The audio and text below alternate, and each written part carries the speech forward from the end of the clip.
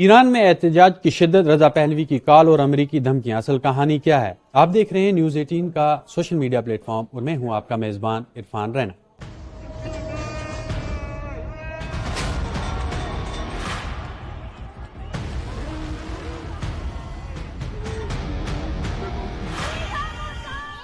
ناظرین، ایران اس وقت شدید سیاسی و سماجی ہلچل کی زد میں ہے۔ جلا وطن ولی عہد شہزادے رضا پہلوی کی اپیل کے بعد تہران سمیت ملک کے مختلف حصوں میں مظاہرین سڑکوں پر نکل آئے ہیں، جس کے فوراً بعد جمعرات کی رات حکومت نے انٹرنیٹ اور ٹیلی فون سروسز منقطع کر دیں۔ اس دوران امریکی صدر ڈونلڈ ٹرمپ کی جانب سے ایران کے خلاف سخت بیانات اور حملے کی دھمکیوں نے صورتحال کو مزید پیچیدہ بنا دیا ہے۔ یہ احتجاج ابتدا میں مہنگائی، کرنسی کی قدر میں تاریخی کمی اور بے روزگاری کے خلاف تھا۔ اطلاعات کے مطابق احتجاج کا آغاز 28 دسمبر 2025 کو تہران کے بازاروں سے شروع ہوا۔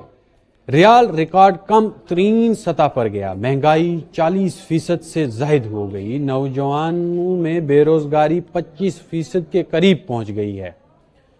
چند ہی دنوں میں معاشی بے چینی سیاسی نعروں میں بدل گئی۔ اب سڑکوں پر مرگ بر خامنائی اور مرگ بر اسلامی جمہوریہ جیسے نعرے سنائی دے رہے ہیں، جبکہ بعض مقامات پر جاوید شاہ اور پہلوی لوٹ آئیں گے کے نعرے بھی لگائے جا رہے ہیں۔ ابتدا میں احتجاج نسبتاً پرامن تھا، مگر اچانک یہ پرتشدد کیوں ہو گیا؟ سرکاری اور غیر سرکاری اطلاعات کے مطابق 12 دنوں میں کم از کم 45 مظاہرین ہلاک ہوئے ہیں۔ تہران سے اصفہان اور مشید تک سڑکیں بھر گئیں۔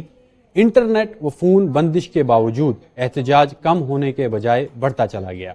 یہ وہ موڑ ہے جہاں حکومت اور ناقدین کے بیانیے آمنے سامنے آتے ہیں۔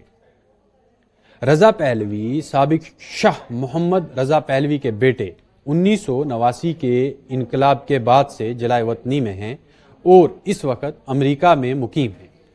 حال ہی میں انہوں نے ویڈیو پیغام کے ذریعے عوام سے سڑکوں پر آنے کی اپیل کی، جس کا اثر جمعرات کی رات پورے ملک میں دکھائی دیا۔ حکومتی حلقوں میں اور بعض تجزیہ کاری دعویٰ کرتے ہیں کہ معاشی احتجاج کو سیاسی سمت دی گئی، بیرونی ملک سے بیانیے مضبوط کیے گئے، تحریک کو ہائی جیک کیا گیا۔ دوسری جانب حامیوں کا کہنا ہے کہ عوامی غصہ پہلے سے موجود تھا، جسے قیادت ملی ہے۔ ایران کے سپریم لیڈر آیت اللہ خامنائی طویل عرصے سے امریکی پالیسیوں کے ناقد رہے ہیں۔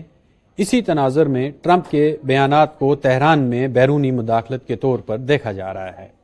ٹرمپ نے خبردار کیا کہ اگر پرامن مظاہرین کے خلاف تشدد ہوا تو امریکہ کارروائی کر سکتا ہے، ایک ایسا بیان جسے ایران نے سختی سے مسترد کیا۔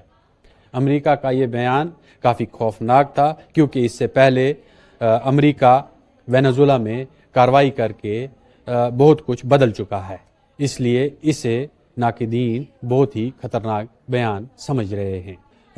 جس طرح سے ماحول بدل رہا ہے، ذرائع میں یہ قیاس بھی گردش کر رہا ہے کہ آئندہ ہفتے رضا پہلوی اور ٹرمپ کی ملاقات ممکن ہے۔ ملاقات میں ایران کی موجودہ صورتحال زیر بحث آ سکتی ہے، تاہم اس پر باضابطہ تصدیق سامنے نہیں آئی۔ ایرانی حکام احتجاج کو غیر ملکی سازش، بیرونی قوتوں کی جو پشت پناہی قرار دیتے ہیں۔ حکومت کے مطابق انٹرنیٹ بندش اور سیکیورٹی اقدامات کا مقصد امن و امان کو برقرار رکھنا ہے۔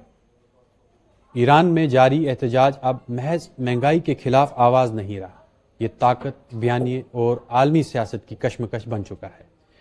ایک طرف عوام غصہ ہے، دوسری طرف حکومت کی سختی اور تیسری جانب بیرونی طاقتوں کے بیانات ہیں۔ آنے والے دن یہ طے کریں گے کہ آیا بحران مکالمے کی طرف بڑھتا ہے یا مزید تصادم کی طرف بڑھتا ہے۔ اب سوال یہ ہے کہ کیا رضا واقعی ٹرمپ کا ہتھیار ہے؟ ذرائع سے یہ پتہ چلتا ہے کہ رضا ٹرمپ کے کہنے پر کام کر رہا ہے۔ ٹرمپ ایران میں حکومت کی تبدیلی چاہتے ہیں اور ایسے میں رضا ٹرمپ کے لیے ایک پیادہ ثابت ہو سکتے ہیں۔ یہی وجہ ہے کہ رضا ایک اندرونی پیادے کے طور پر کام کر رہے ہیں۔ اگلے ہفتے رضا اور ٹرمپ کی ملاقات ہونی ہے۔ ٹرمپ کا ہدف حکومت کی تبدیلی ہے اور رضا کا ہدف ایران میں واپس جانا اور حکومت پر قبضہ کرنا ہے۔ تاہم اس ملاقات کے بعد یہ صورت اور تصویر واضح ہو سکے گی کہ رضا اور ٹرمپ ایران میں کیا تیار کر رہے ہیں اور ایران کے خلاف اور آیت اللہ خامنائی کے خلاف کیا تیاری کر رہے ہیں، اور کیا وہ خامنائی کے اقتدار کا تختہ الٹ سکیں گے۔ تاہم ایرانی حکومت نے اسے غیر ملکی سازش قرار دیا ہے۔